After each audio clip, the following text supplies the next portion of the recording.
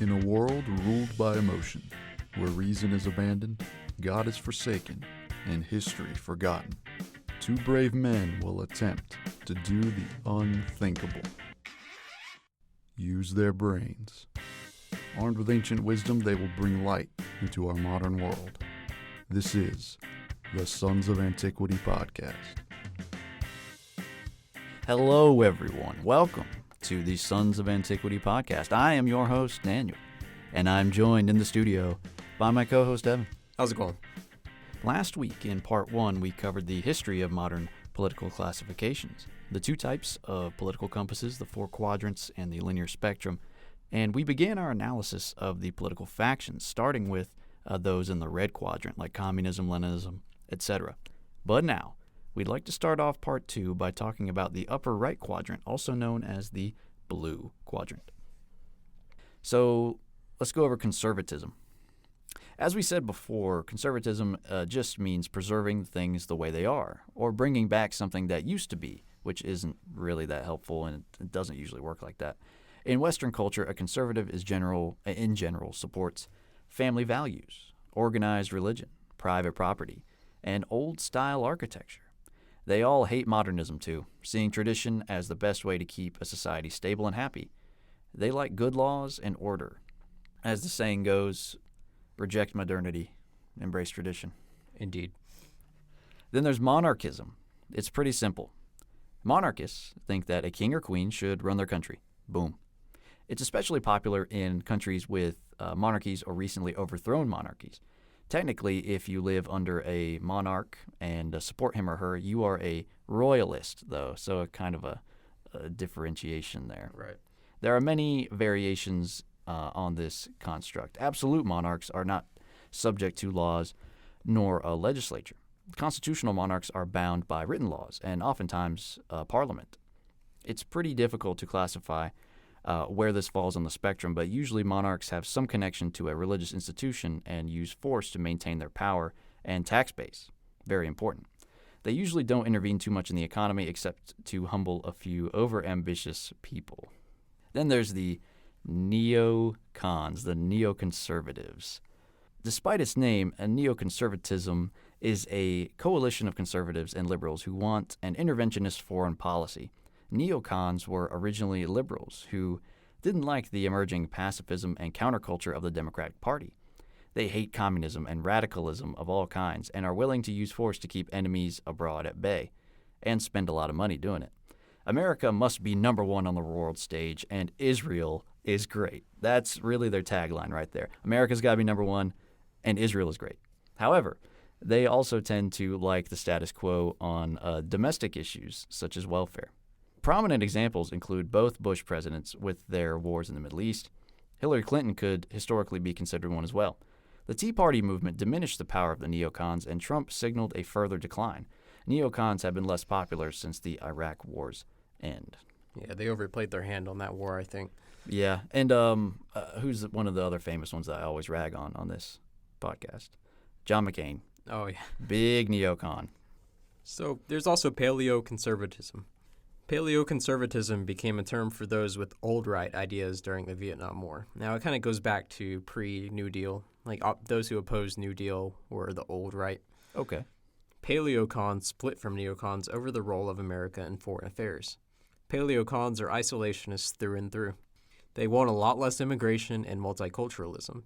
They want the federal government to have much less influence on the country, with states taking up a lot more responsibility in turn. They usually hold traditional religious views. Interestingly enough, they also want protectionism and don't have an all-out love of unregulated capitalism. While neocons ruled the GOP from Vietnam until the 2010s, it has been argued that Trump adopted many paleocon ideas that many in the Republican base held, and he surprisingly won. Yeah. Because a big part of Trump's platform was railing against the wars, you know?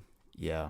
Even though he did that one time say, I'm very warlike, I'm the most warlike, but he said that about everything. So you kind of have to take that with a grain of salt. But it is a fact that in his 4 years, he did not start any new conflicts.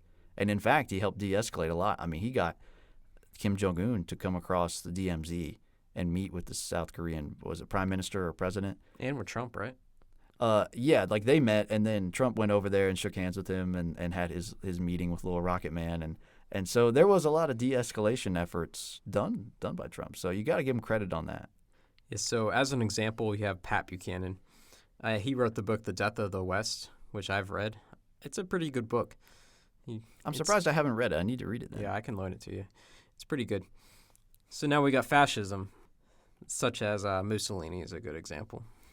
Not all fascists are Nazis, but all Nazis are fascists. Oh, really? Yep. Fascists believe that feeble old liberal democracy just isn't cutting it anymore. It makes individuals in the state weak. And what I'm saying here is their view. It's not mine, okay? So don't call me a fascist. Too late. They already are. Yeah, they're going to take a clip. In order to prepare for imperialist war, which fascists love and seek, the state must be run by a strong dictator who regiments the state and society. This makes the economy stronger and more resilient as well. Opposition, especially that of Marxists, anarchists, Democrats, and liberals, must be suppressed. I mean, come on, it's obvious. Yeah, you can't let them be speaking in your country. Yeah. They seek to implement a mixed economy. They see the free market as a great tool for creating national wealth, but it must be controlled in order to achieve self-sufficiency and national greatness. So you can't just let them make profit for themselves. It has to be directed toward national aims. They can make profit and they can be successful, but they have to do it for us, for our country. Yeah, or at least it can't be opposed to national aims. Did I mention that they think their country is the best and ought to dominate? Often, but not always, see Mussolini as an example. Fascist leaders demonize a minority group within. It's worth noting that the Nazis made fascism and anti-Semitism extremely frowned upon in the Western world. Yeah, those are two things that if someone wants to make you out to be evil, that's what they'll say. They'll say you're a Nazi, or this is just like Nazism, or you're an anti-Semite. Yeah. Now, I will say on that point I just made about Mussolini being an example of going against that. If it weren't for Hitler, he wouldn't have done anything against the Jews, but Hitler kind of forced him to deport a lot of Italian Jews to... Oh, as part of the Axis? Yeah, to Germany. He made him deport. He didn't want to, and he avoided it because he thought it was dumb. He thought Hitler's whole racial theory was stupid. Oh, okay, but he just did it. Well, he thought like Italians were superior, but like everyone... It wasn't a matter... It was like Italians lifting people up. Yeah. Or conquering them. You know, it wasn't about like just getting rid of some parasite group. I see. Yeah. But he did it begrudgingly, you're saying. Yeah, he did it just to appease Hitler. I'm not defending Mussolini overall, but in that way, I think he was more innocent than people give him credit for. Mm-hmm. So now you got the Nazis. They're creme everywhere. de la creme. Yeah, They're right behind that wall over there. Take what we just said about fascists and apply it to Nazis. But in addition, there's extreme anti-Semitism, scientific racism. To Nazis, this means that somehow the Germans are the master race, even though they were barbarians not long ago, and they're the ones who brought down the greatest civilization in European history. Yeah, and then didn't they try to say that they were the Third Reich? Yeah. That they were like, so their ancestors brought down Rome. I mean, like a final nail in the coffin. And then they tried to turn around and say, no, we're actually the descendants of the Romans, and we're going to bring about the Third Roman Empire. Yeah. Wow. It's just stupid. Posers is what they are. Yeah, he made up the whole Aryan thing. It's not even a real thing, but he said, "Oh, we descend from this like master race of the Aryans." No, you descend from freaking barbarians, man. You're just you don't even have blonde hair or blue eyes. Yeah, just quit it. So, also nationalism, eugenics, and the Holocaust. Neo-Nazi groups exist today, usually with some form of white supremacy, anti-Semitism, Islamophobia, and Holocaust denial. The weird thing about the Holocaust denial is that they probably think the Holocaust was a good thing, but simultaneously it didn't happen. You know, you'll find a lot of Holocaust denial. Like they'll say, "Oh, there was a swimming pool in Auschwitz." Yeah, it was for the guards. It wasn't for the prisoners. Yeah. I mean, come on. Let's think this through, guys. Yeah. I mean, they're not very. The neo-Nazis, they wouldn't make it in Nazi Germany. I'll just put it that way. Yeah. They would not be the master race. Oh no, and it's just like how the modern day communists and Marxists wouldn't stand a chance in the Red Army. Come on. So depending on who you ask, Nazis are everywhere, as in everyone who voted for Trump, or they're a tiny number of people like the straight up white supremacist groups out there. Yeah. Or KKK, right? Yeah. Right. Let's get into the ethnic or religious nationalism. So starting with ethnic nationalism, it's rampant, especially in Europe. Just look at the Balkans, where each ethnicity got its own country. Serbs live in Serbia. Croats live in Croatia. Bosnians live in Bosnia. I'm not even going to try and pronounce that one, but they live in Bosnia. So black and white nationalism exists in America. They both agree that whites and blacks ought to have their own societies apart from each other. The black nationalists and the white nationalists both believe they should be separate. Usually, but not 100% of the time, racial nationalists believe in the supremacy of their race compared to other races. So here's some on the black nationalists. African Americans who believe that the American system is inherently corrupt and rigged against them, that kind of qualifies as black nationalism. And they point out the difference between the promises of the founders and the perceived reality of black poverty, oppression, etc. They reject the American system of government and often support the formation of a separate state for blacks, or emigration to Africa. This philosophy began in the 1800s when free northern blacks and abolitionists like Martin Delany urged their fellow men to return to Africa to rebuild. In the 20th century, the ideology grew, and by the 50s and 60s, figures such as Malcolm X and Stokely Carmichael led the Black Power movement and distanced themselves from MLK's message of nonviolence, which they did not agree with. White nationalists, or alt-right on the other hand, are kind of hard to define because it's hard to find objective analyses on the alt-right or white nationalism because, well, let's face it, the mainstream media tends to paint anyone it doesn't like as Hitler. So that's a bit tough, but here's what we know for sure. The alt-right rejects mainstream news sources. They share memes. They reject political correctness in media, academia, and entertainment. They accept some traditional conservative values, but generally believes that something must be done to curb the influence of government and media censorship. The alt-right also focuses on racial issues, such as the disparities between the crime rates of different racial groups, and tends to believe that the whites or Europeans have a net positive impact on the world, not net negative. White nationalists go a step further, or maybe a couple steps further, and argue that whites and Europeans have created the bulk of our modern world and must exist in significant numbers in order to maintain it, preferably in a white ethno-state. They also argue that many problems in the West are the direct result of racial minorities failing to coexist with whites or Europeans. But here's two things that we know about them that they have in common. The black nationalists and the white nationalists, they both kind of want an ethno-state, and they are both anti-Jewish. And in fact, if you look back like at the Nation of Islam stuff that kind of came about in the 60s, obviously the Muslims don't really get along with the Jews. So those in the African-American community who were involved with that, with like the Nation of Islam, obviously were going to be a bit anti-Semitic. So that's something a bit anti-Semitic. Well, okay, very anti-Semitic. But it's you wouldn't think looking at the mainstream news or mainstream type history, but when you look at it, yes, this was obviously something that was very strong in their philosophy, and it's kind of just glossed over in history class. So what I'm hearing is nobody but the neocons likes Israel. That's what yeah, so far, I mean, kind of. That's where we're at. Sad. Okay, so moving on to the bottom right or purple quadrant. In general, it's American libertarianism. In America, libertarianism means someone who likes free markets and social liberty as opposed to government control. The basis of libertarian ideology is the non-aggression principle, or NAP. All libertarians agree that the government needs to be much smaller and much less involved in people's lives. So you have the American constitutional principles. The U.S. Constitution contains many principles that foster a limited government. The Bill of Rights contains safeguards for individuals against government overreach, such as free speech, religious liberty, gun rights, defendant protections, etc. A lot of power was left to the states to exercise as they preferred, but the federal government could not even collect an income tax until the early 1900s, as we talked about in episode 7. Yes. America was largely a free market economy until the New Deal, if you don't talk about protectionism. Yeah, with the tariffs, that's kind of it changes the game a little. But within the U.S., it was very much a free market economy until the New Deal. Imagine living back then. It would have been incredible. I mean, I'd just like to go back in time just to experience, what it was like, for a number of reasons, but that one included. What was it like for like the average family just to not have to pay an income tax? Just living in the moment, not a cell phone in sight. Amen. So next, minarchism, or the night watchman state. One of my favorites. Oh yeah. Minarchism is the idea that the government should be as small as possible while still being practical. You protect individual rights.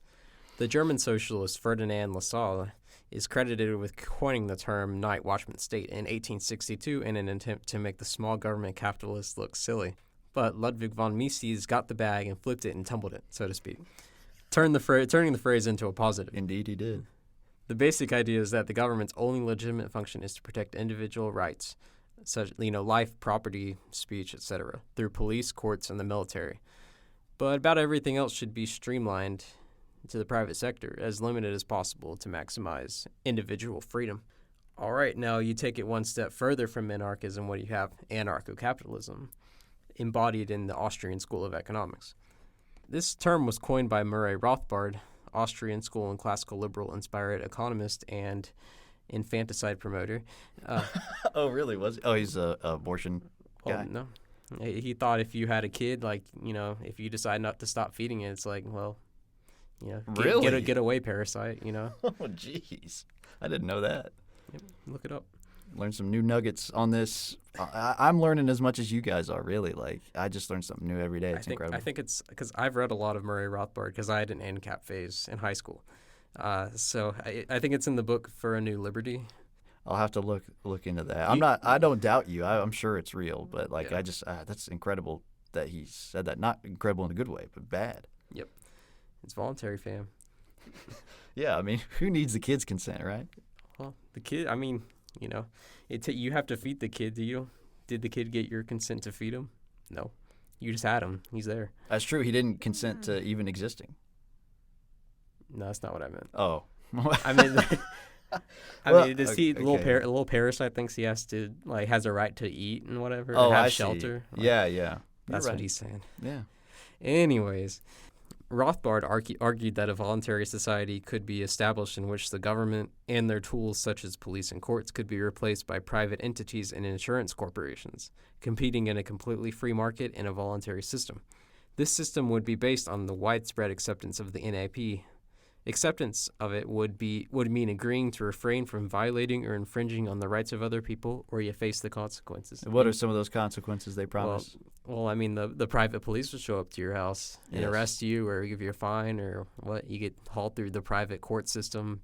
Yes. Which cannot become corrupt at all. No, and two different independent private police forces couldn't possibly show up to the same residence at the same time on the border of their respective areas of influence and say, hey, this is our jurisdiction. No, this is our jurisdiction. And shootouts would certainly not ensue, and McNukes would not be thrown and launched.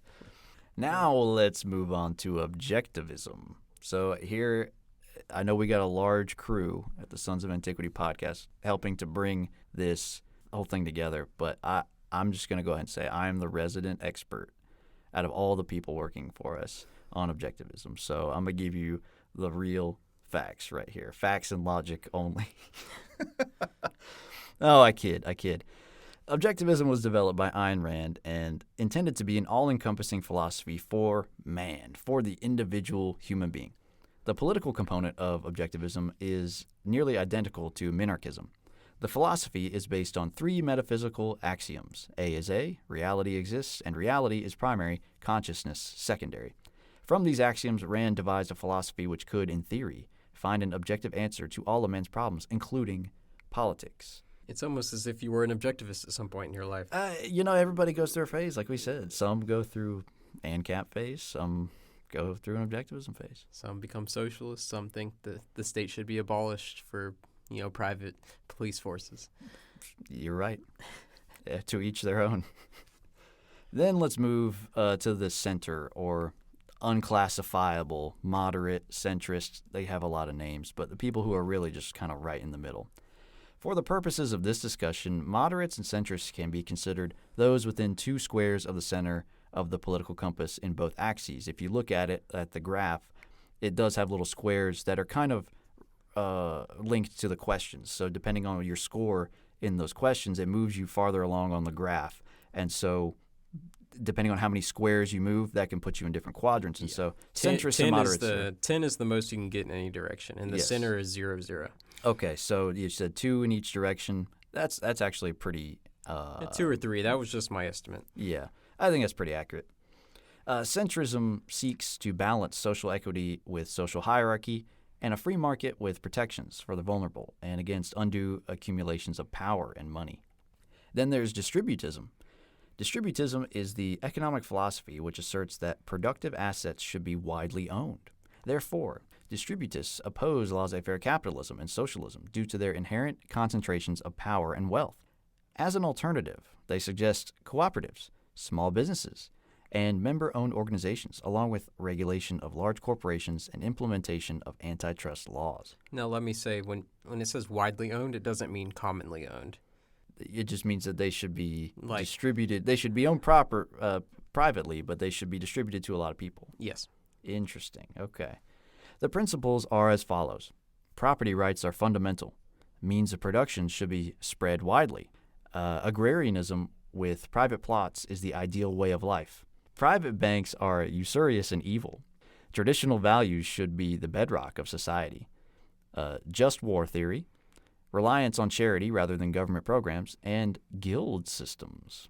Distributism was most famously advocated by G.K. Chesterton and Hilaire Belloc, but is widely held to be the Catholic Church's position on a well-ordered economy due to Pope Leo XIII's papal encyclical Rerum Novarum in 1891, and Pope Pius XI's follow-up encyclical Quadragesimo Anno in 1931. I hope I'm pronouncing those right for the resident Catholic expert in our team. Close enough.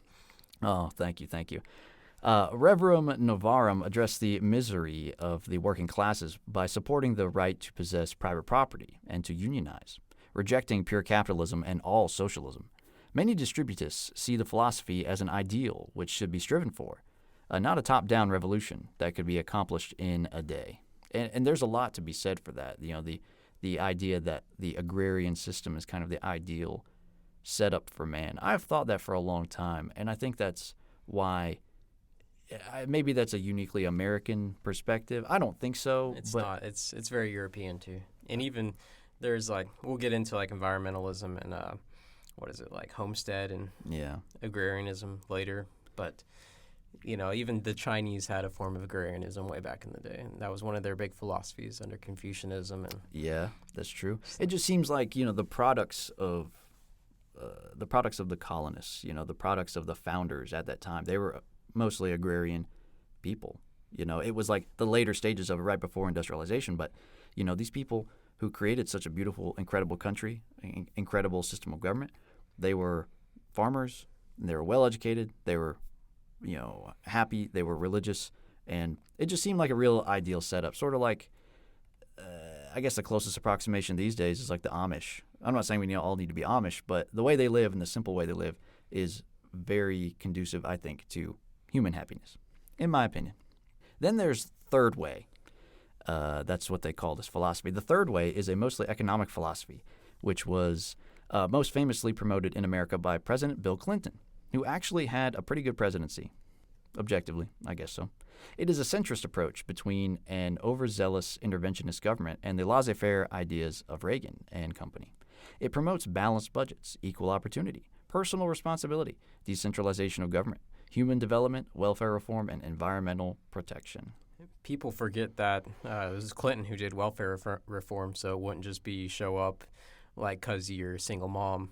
It's more qualifications and more incentives to live a good life before you, instead of get welfare. So. And I also remember him saying, "We are a nation of immigrants, but we are also a nation of laws." And that is something you would never hear a Democrat saying these days, but it kind of rings true. So now we have the big umbrella term, environmentalism. There are many different takes on it. First, you have conservationism. This is more on the right side of the spectrum. Many hunters, trappers, fishermen, and outdoorsmen in general consider themselves conservationists. Even Ted Nugent, hunter extraordinaire, believes in preserving nature. Yes. Many manly men would agree. They wish to protect the natural world so that they can continue to rely on it for their rural, often traditional ways of life, and to be able to share this lifestyle with future generations. They also wish to preserve it for scientific study and to keep up with industrial demand for raw materials. Teddy Roosevelt was a huge proponent of this type of environmentalism. And I will say, being an Eagle Scout is leave no trace was one of our big components. So, if you go somewhere, you either have to leave it as you found it or leave it better than you found it. Yeah, I think that's a great philosophy. Because if you're just consuming, without producing, eventually that leads to there being nothing to consume. Yes. So you need to, it's not just like being not just thinking nature is superior to humans like PETA or something. Yeah, and we'll get to that We'll in get to PETA later ones. But yeah, there are people who believe that nature is superior. So you're saying that the philosophy is not that. It's not that. It's just like not being selfish in the present so that the future generations can have what you have too. I think it's very reasonable. Would you maybe say that the philosophy is like that you each rely on each other in a way? Like nature kind of can rely on you to clean it up, and you can rely on it to provide for you? Yeah, to an extent. It should be... I don't want to sound like a hippie. I was going to say something about harmony, but that would have came out wrong. Harmony with nature, man. Oh, yeah. It's just not be selfish, not trash the environment or take too much so that your grandkids will be worse off than you. I like that. Besides that, there's free market environmentalism, which is the theory that the market, not the government, is the most efficient method of preserving nature. Opponents argue that left to their own devices, big business will consume all in its path. Free market environmentalists, however, argue that it is the best interest of business to use nature in an efficient way in order to maximize profit long term, and businesses recognize this. To use up all the resources at once would put a quick end to business. These people support legislative reform to make it easier for private property owners to receive compensation from those that pollute or ruin their land or property. Which I think is a great idea, a great thing to promote. Yeah, like if you produce air pollution from your factory, everyone in the town gets like $20 a month or something, Yeah, because especially in big cities, it affects, it's smog, and it causes lung disease. That's a big reason why they wear masks or have been wearing masks in China since even before the coronavirus time. I'm wondering if that Bush tried to do where you got each factory got a certain amount of carbon it could emit every year. Like carbon credit systems? Yeah, carbon credit system. I'm wondering if that kind of falls within this. I forget what they had a nickname for it. It was like cap and spend something cap and tax. Something close to that. Yeah, it was something like that. And I remember Barack Obama. Cap and trade. Cap and trade, yeah. And Barack Obama continued it, right? And he was kind of criticized for that. I don't know. I think it's an okay system if you're going to try to limit emissions. You can buy it. If you want to emit more carbon, you can buy it from another company, the rights to emit more carbon.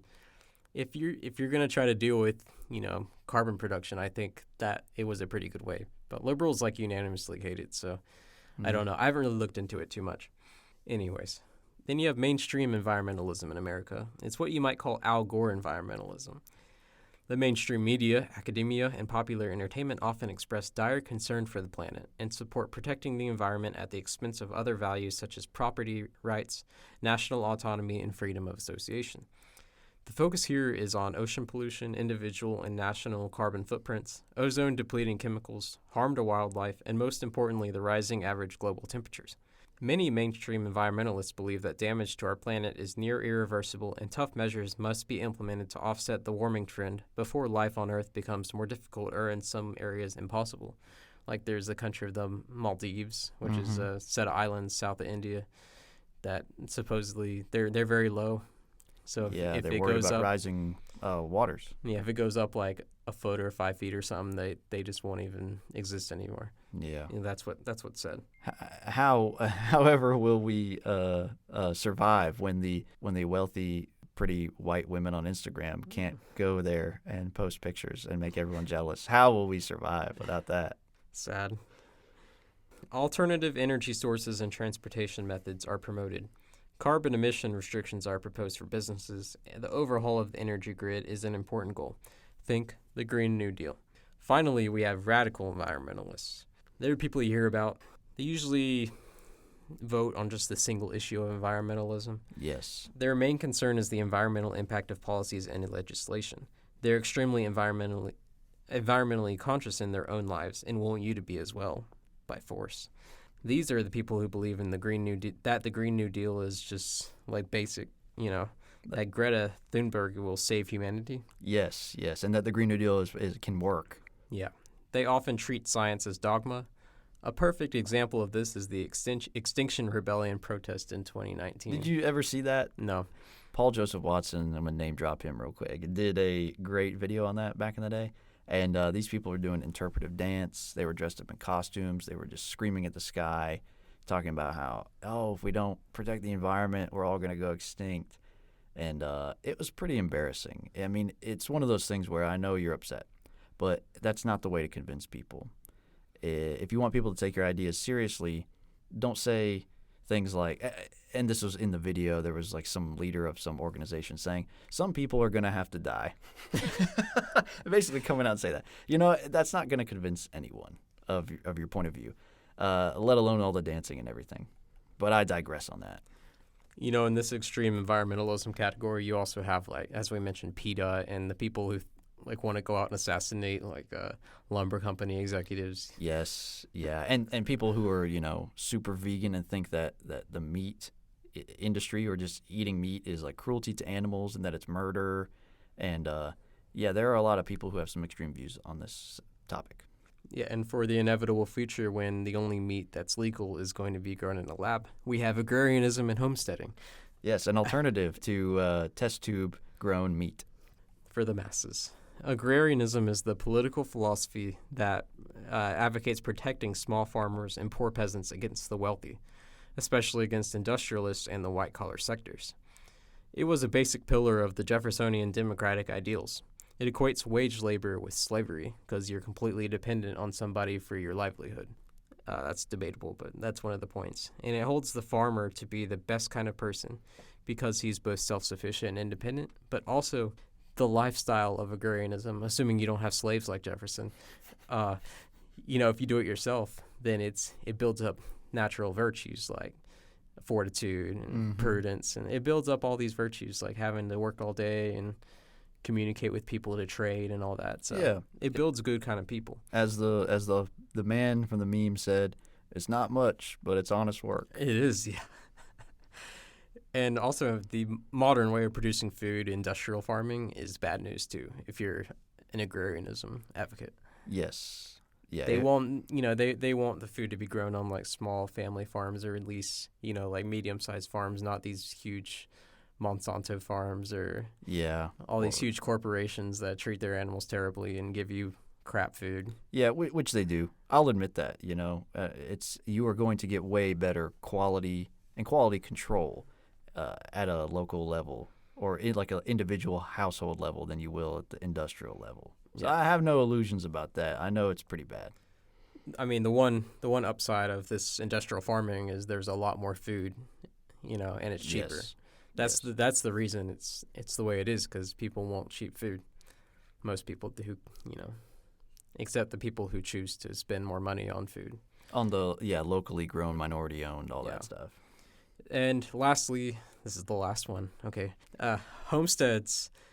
They were the small plots of land given to settlers in the West for a while in America. However, today it is a growing movement of people who grow their own food and or raise farm animals on their mostly modest land, in your backyard of your suburban house, for example. Yes. They tend to love sustainability and the agrarian lifestyle. It's for most of them, it's not something they do as their main business. It's more of a hobby and a side gig. Mm-hmm.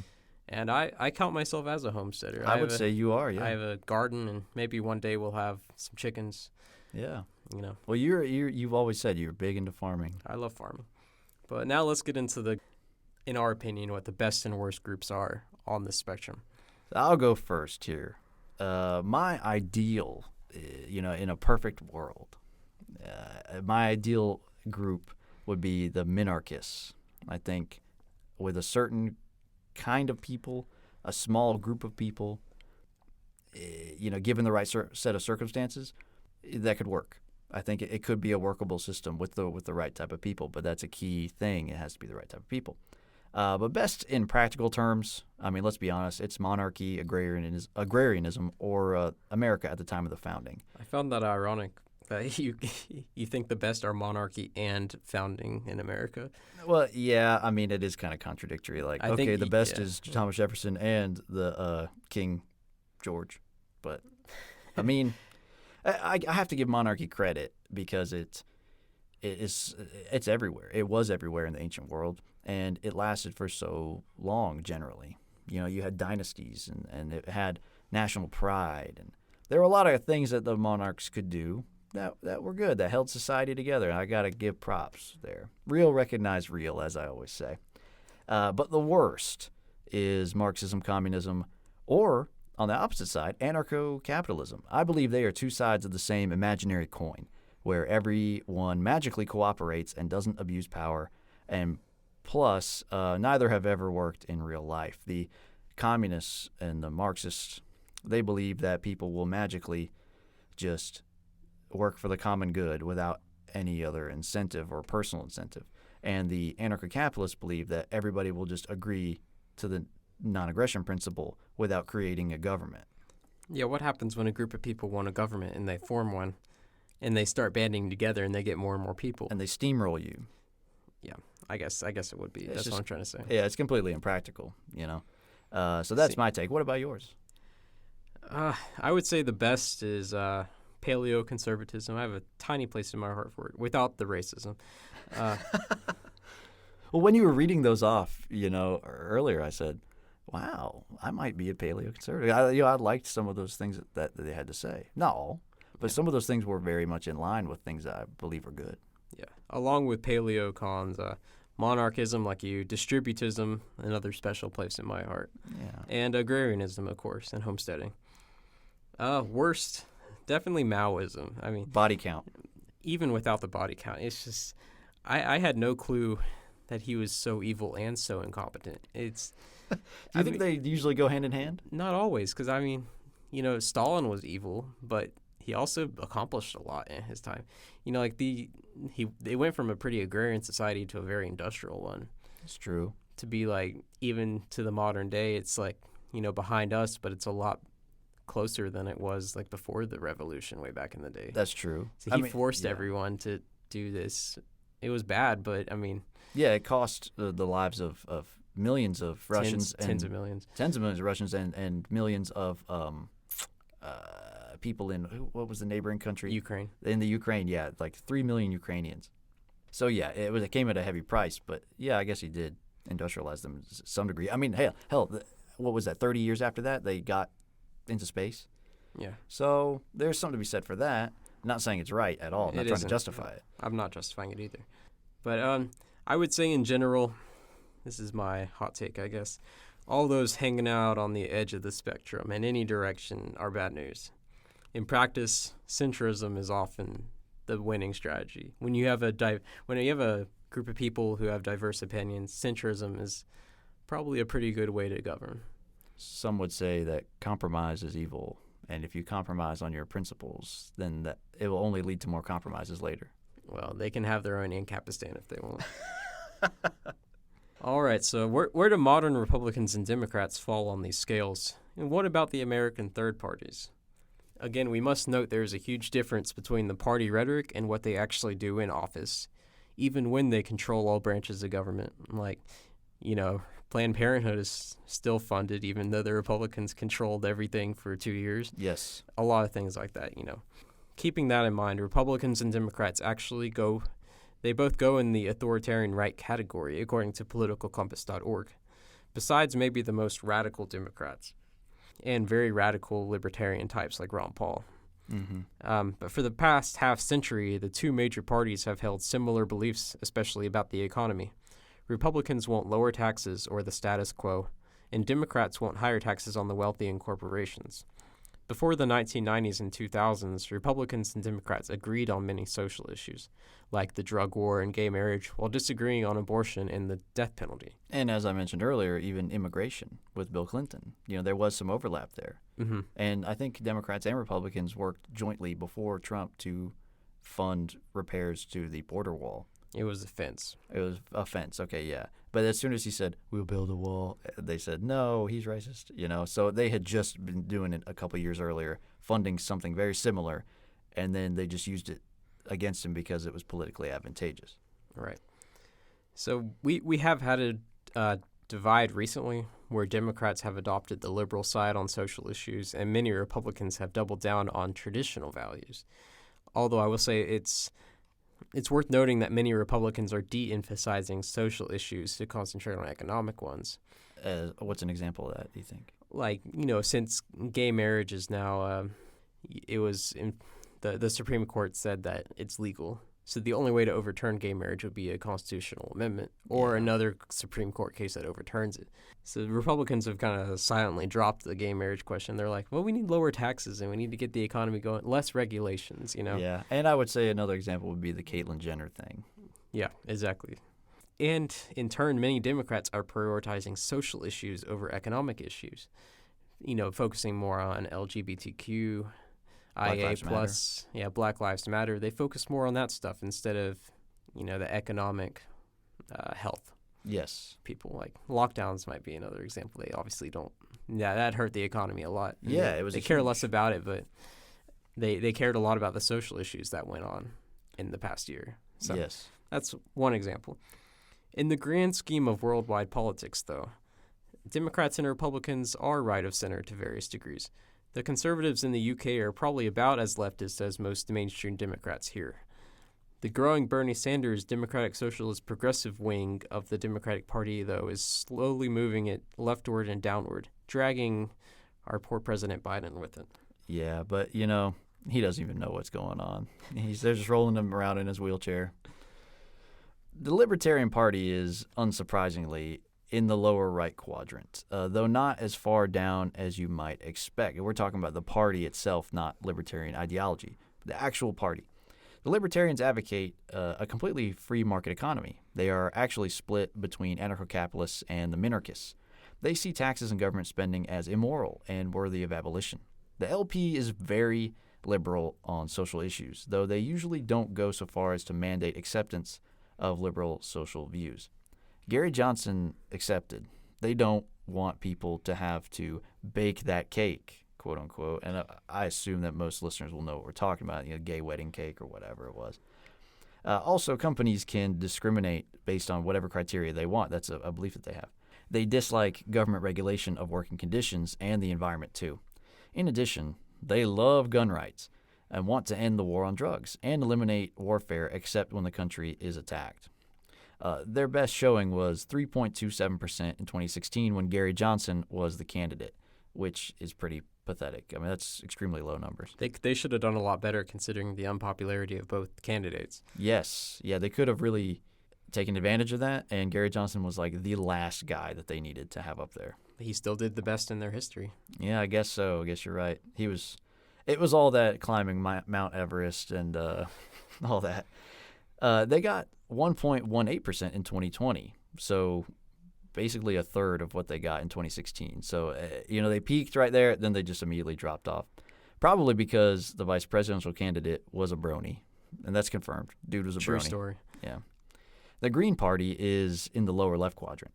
As you might expect, they are extremely progressive on environmental issues, believing that a ton of regulations and mandates from the government are necessary for the health of the environment and humans. They are libertarian on social issues.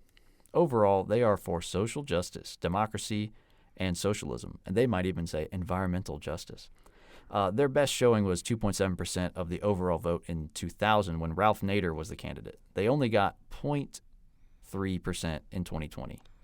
Now, I will say, like in previous years, it was a little better because they had Jill Stein, who's Yes. a more well-known figure. But this 2020, they had a new person and like this Muslim woman as a vice president. Nobody knew who they were. So Yeah, and they never really get any airtime, and it's bad all it's around. rigged against the third parties, according to them.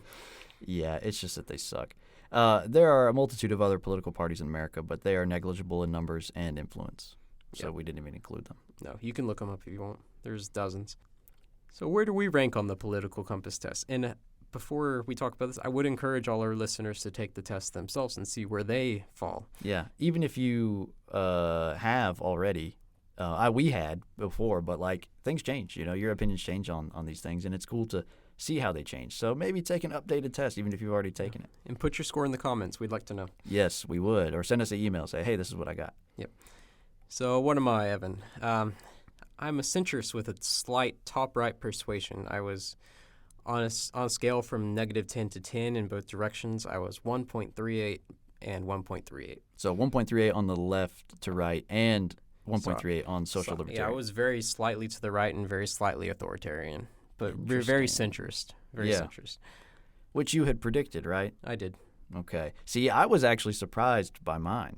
So I was slightly less authoritarian than Evan, but slightly more economic right. And that makes sense. But like when you look at the two maps, our red dots are almost right next to each other. So my economic left-right was 2.88, and the social libertarian versus authoritarian was 0.87. So that's where we rank. Now, before we move on to the next category, I would like to say that I have some issues with the political compass test that we linked. And I have issues too, and I'm interested to hear what your grievances. It asks a lot of questions that I just don't think are pertinent to one's political opinions. For example, asking what my opinions on astrology and natural unluckiness are, I don't see what that has to do with my political opinions. Yeah, those are some bogus questions. When they came up, I said, I don't remember these on the last time I took this test. They've been on it for as long as I've Really? looked at it. Yeah, I remember it from high school. So I think that there are people in all four quadrants who are delirious and like astrology. That probably put me more higher up on this by saying it was stupid. But Now, another interjection, and I know I keep interrupting, but I just need to know, is astrology of the devil just like yoga? it's at best just stupid, and at worst, you're like consorting with, I don't know. With something that's not God. It's not. Yeah, it's trying to find it Jesus. in the cosmos. Mm-hmm. When there's first of all, there's nothing there to help you with with finding out what your life purpose is. Yeah, it's just random stars, random shapes we found in stars. It just displays a lack of trust in God and trying to go toward other sources for your well-being. That's fair. Also, one's opinion on social issues personally may not align with laws you think the state should enforce.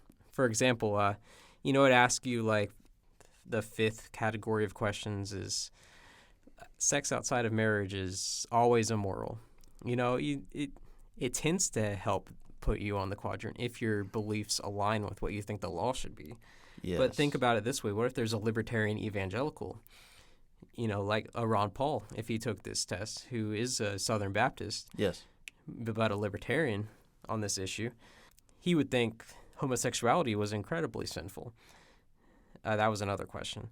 Yeah, but he would believe that it should be legal. Yeah, he thinks that gays should be left alone by the government. So it's not a matter of him saying, like, I hate gays and I think they should be oppressed. It's different. Yeah, and they need to be more specific. And there aren't enough questions, I don't think. There need to be more.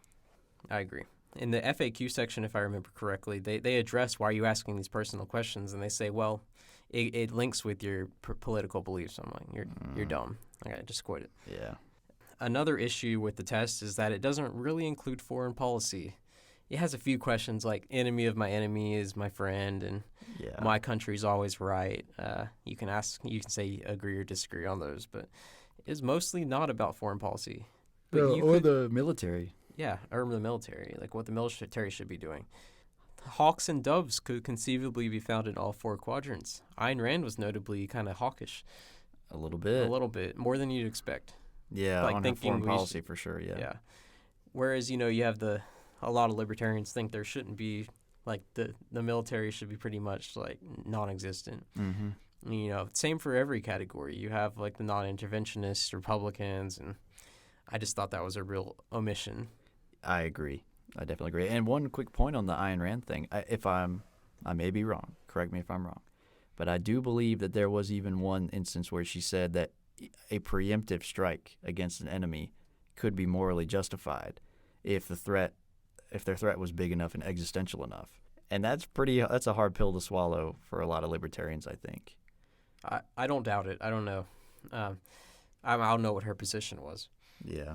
But I just seem to remember that. I do remember that she said, like for example, communist countries, it wouldn't be wrong to like invade them and force a government on them.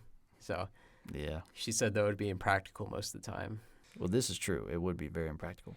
But I do understand. You could also add another axis for like your personal religious beliefs if you wanted. Like, Yeah.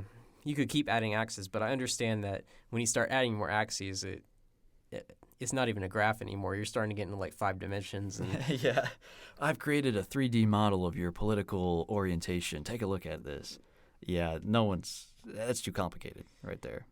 I'm thinking of this on the spot though. If you wanted to use your score and see like how far from a pure centrist position am I? How crazy am I? You could use the equation to figure out the distance from the center. Yeah. To figure out like how far am I a straight line from the center. Mm-hmm. And like I think if I'm doing my math right, the farthest you could be is square root of 200. I whatever guess so. that is. Yeah. You'd be like 14 or so away from the center. But I would be about 1 or 2 from the center. Yeah, you're pretty close. So Pretty that'd darn just be close. another little interesting thing. So why and how are these visual aids useful in online political discourse? These visual aids help people go beyond mere party affiliation to discover what they actually believe. While more true of Republicans and Democrats today, there is incredible diversity of opinion within the parties. There are a multitude of factions within the GOP, for example. To name a few, there are the neocons, George W. Bush, paleocons, Pat Buchanan, libertarians, like Ron Paul, the MAGA and alt-right, like Trump, the Tea Party, which would kind of be like Ted Cruz, the never-Trumpers, like Mitt Romney, and evangelical hardliners, like Michelle Bachmann. And who's that? Governor Mike Huckabee would be another good example of that. Mike Huckabee would be. And probably your racist grandpa, he might be thrown in there as well. It is unhelpful to group them all together ideologically as if they are the same, and it is even worse to say the right and the left. When people like Ben Shapiro call someone a leftist, the meaning of the term is determined by the listener, who will likely associate them with many bad qualities that they conjure up in their minds, regardless of the truth. Or alternatively, if you're someone who is a leftist, or whatever that even means, listening to Ben Shapiro, you'll say, oh, my people, I associate that with good. Leftist is good. And he's just insulting all of those people that are my friends, And so it doesn't really do any side any favors. On that note, awareness of political opinions can help bridge gaps between the parties, or at least between individuals, because it is unlikely that any two people disagree on every single issue. You can tell a difference between people who have knowledge of the issues at hand and those who watch a certain news channel all day. Looking at you, Fox and CNN.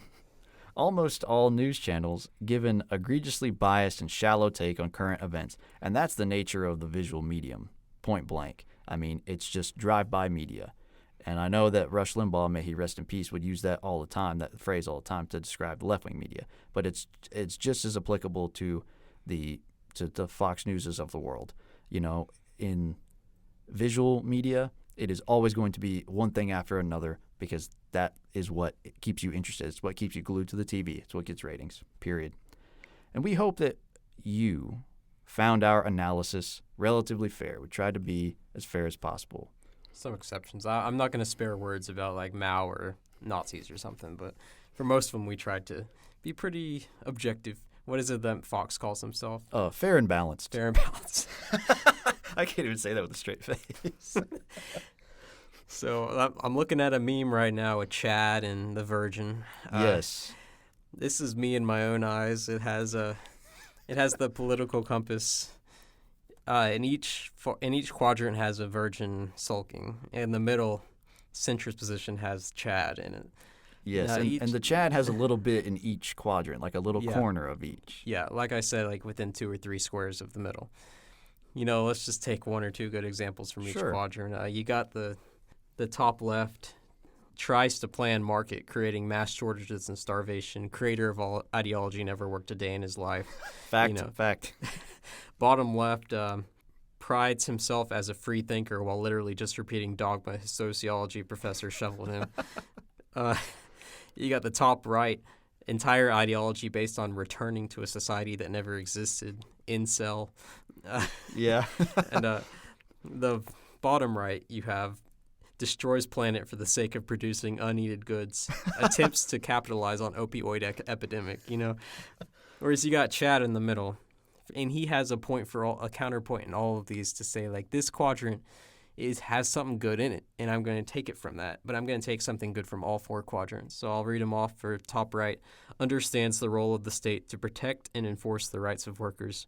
Bottom left, opposes bigotry as it interferes with people's right to do as they please. Top right, recognizes the importance of patriotism for the sake of social cohesion. And bottom right, acknowledges the efficiency of the free market and the abundance it provides. So the Chad has recognized that there is maybe something to learn from each philosophy, each quadrant, and he has tried to bring it all together. Right. Wow. Okay, finally, we're at our takeaways. The political landscape is complex, to say the least. It just goes to show how each person is different and how each issue can seriously divide people, even if the issue really isn't that important. The extreme ends of the spectrum are highly unstable or usually undesirable. Most successful societies have been based on ideologies which are near the center in some way. Yeah, center left, center right, but basically hovering around the center. We are both more centrist than we thought. We thought we were Nazis, according to other people. Yeah. And closer on the map than we would have guessed. So what are our lingering questions? I'll ask you, are any of these parties or ideologies gaining ground or growing in popularity? Which ones are fading out in existence in America or worldwide? Well, I think it's safe to say that if we're talking about specific ideologies, socialism is kind of having a comeback, and environmentalism is very big and has been, I guess, since like the 70s. So those two are probably the biggest on the left side that are growing. On the right, you're seeing a lot more of the reject modernity, embrace tradition, and it's really refreshing, especially when I go on social media, like for the page, for the podcast, and I see a lot of the sites, or I'm sorry, not the sites. What is this? Like the 2000s or something? The websites on the big World Wide Web. No, I see these pages on like Facebook or whatever, and they're kind of all in the same boat of like of escaping like the urban trap, like it just getting out into nature and having some land and living a simple life, and the agrarianism or something akin to that. And that's really growing on the right. And it's a real kind of cool grassroots type of movement. And it's what I'll say is this. It's impressive to me how much people are distancing themselves from the regular political rhetoric and recognizing that all of it is essentially meaningless and it's not going to do any good. You just have to focus on you and your family. And I think that's not necessarily a group that we've covered specifically, but it is a philosophy that's out there and growing, that people are returning to God and living off the land and a simpler life. And so that's really growing on the right. What do you think? I mean, you might disagree, but I do think like alt-right, it had its moment. I don't know if it's going to last, but for a moment it did become more popular. Like anti-Semitism is kind of on the rise, some might say. You think it's still on the rise? At least it was rising, and now it's stagnant. But it's still higher than it has been since like the 60s, probably. Probably. We could say the Holocaust is becoming further and further in the past, and people, farther from it are less inclined to think it's really important or true. Yeah, that's fair. Yeah, they're more likely to make light of it or just act like it was a good thing or something like that. Yeah, I can see that. So was the political compass test rigged by the Democrats? Let's just be honest. Was it rigged by the Democrats? It was rigged, of course, because I didn't get the result I wanted. They were taking the answers to our questions and they were putting them under the table and pulling out boxes that had different ones in them. Yeah, and they put barricades over the windows, wouldn't let us see how our score was calculated. Yeah, I'm pretty sure like 30,000 different votes just came in, while it was loading my results. Yeah, there was a water leak that disrupted me taking the test. That was a little fishy. We were joking, of course. The election was completely free. It was secure most election secure ever. election in history, with the most popular president in most Yes. voted for president in history. Fact. Yes. But I do think that the test was off. It needed way more questions, way more diversity in the questions. And you're telling me the questions haven't changed since we were in high school? Yeah, that's true. They need to update. They need a version 2.0. I mean, it's 20 years old. The political landscape itself has changed too much in that time. They need to update the questions, I think. Yeah, and if you're barely right of center, I don't know if that's an accurate thing. Yeah, that's what kind of surprised me is like, come on now. Maybe they bias people to be more toward the center. Because I remember even in my ANCAP days, I would have trouble getting past 7 to the right. Really? Yeah. Even if I tried to, I would like only be 7 to the right and only like 5 down out of 10. Maybe, okay. Let's take a different perspective here. Maybe the political compass test itself is a tool of social engineering to try and make people seem more similar than they really are, to try and bring people into this idea that they are all kind of close to the center. Yeah. Because if you look at like my score, I know economically I'm left of Bernie. Really? Yeah, because I put a link in the description, but like the U.S. landscape of people who are running in 2020 and the candidates we end up having for all 4 parties. Yeah. Like I think Bernie was like 2 or 3 right. Really? Because that's their scale, you know? Yeah. Yet somehow I'm left of Bernie. I don't get it. Yeah, something's fishy there. They must have had a question about thinking if it's okay to own 3 homes or not. I must have missed that one. Yeah. Okay. It was while they were covering the windows of the barricade, like you said. Yeah. Yeah. So why are the parties drifting further apart? Can we blame Trump for everything? No. So there are some who want to blame him, but no, you can't blame him. He is a consequence of something that was already happening. You don't think he made it worse? Well, he may have contributed to it. Obviously, he didn't exist in a bubble. Obviously not. And he may have stoked the fire for sure. But this was already heading that way. The division, the division was already underway. I mean, look how divided we were under the previous president, under Barack Obama, or how divided we were under George Bush. People hated George Bush, really, really hated him for a number of reasons. So we were on that track, and then Trump just came in and kind of he may have aided. No, he definitely aided in helping to split more, but this split has its origins way farther back than him. The funny thing is, if you go back to like the 2000s, there were lots of people who were complaining. The Republicans and the Democrats are basically the same party, and now they're mad because they're too different. You know, so what do you want? What do you want? No, they're so divided. But I remember like the Libertarians saying they're basically the same party. They just do the same thing, and they just all this. But so why, I guess, is the question. Why are they drifting farther apart? What is driving that? I guess people are tired of the middle. Yeah. There aren't many centrists anymore. You know, if you'll make it through the primary if you're a centrist. I guess Romney did, but he got obliterated by a president with, a bad economy. It was a total failure on Romney's part. Yes. As Trump pointed out. Yes, and I think that there's so much emotional energy involved that, it's forcing people to choose sides. At a certain point, it becomes like a snowball effect, and it's just rolling downhill, and it's like picking up steam. And so this division starts to just cause more division and more division. So it's like a self-perpetuating thing.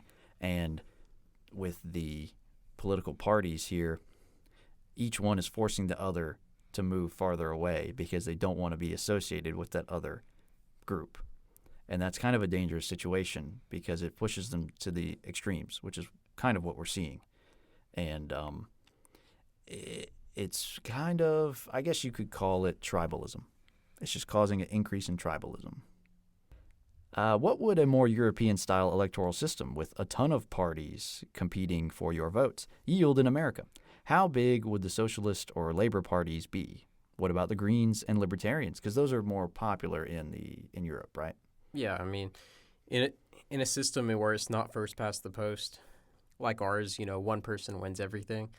Where over there, it's like, if the socialist gets 10% of the national vote, the Socialist Party gets 10% of the legislature. Yeah. Unlike here, where they get 0%.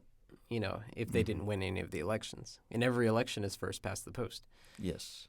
So our system forces a two-party system in a way. people say, oh, we need to like reform it. But the only way to reform it is to get rid of state autonomy and say that, we have the legislators based on the national vote. So and then the parties become even more powerful because you're not choosing candidates, you're choosing a party and then the party chooses the candidates that represent that party. Yes, like in England.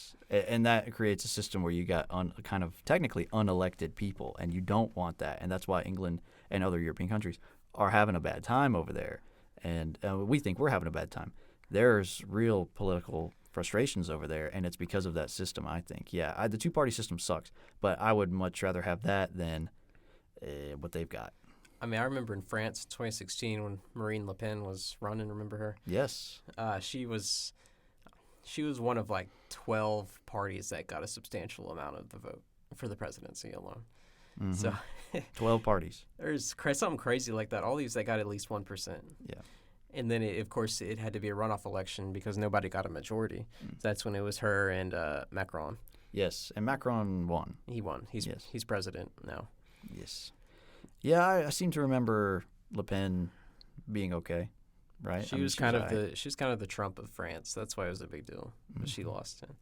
Anyways, so if that was our system, and let's just say for our legislator, it's just like, I vote for this party, and then whatever percentage it gets, if it's above like 5%, they get seats in the legislature. What do you think our Congress would look like if it was that way? What percent would be with each party? Oh, I don't know. Well, I guess some of the other parties would get kind of build steam, right? Libertarians and Greens. I think we would start to see a slight decrease in the power of the main two parties. And we would see a slight increase in some of the outer parties like Green and Libertarian. But I don't think they would ever come close to competing with the other two, just from name recognition alone and loyalty.